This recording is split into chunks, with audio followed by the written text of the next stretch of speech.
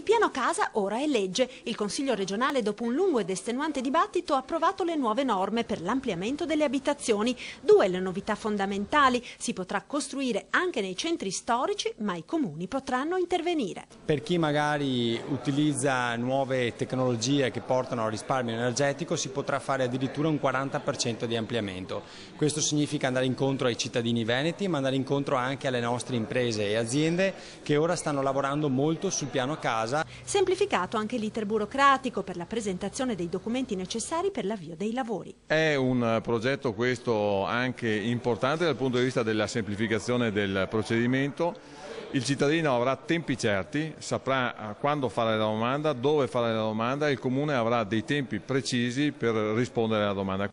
Rispetto alla versione iniziale varata dalla maggioranza, il piano casa diventato legge è stato ridimensionato con la distinzione tra prime e seconde case e con il ruolo assegnato ai comuni che potranno intervenire sui centri storici con il meccanismo del silenzio assenso sulle prime case e con il silenzio diniego su tutti gli altri edifici. Fuori dei centri storici i comuni potranno stabilire delle regole di applicazione del piano casa entro il 30 novembre prossimo. Si tentava di intervenire in maniera selvaggia all'interno dei centri storici.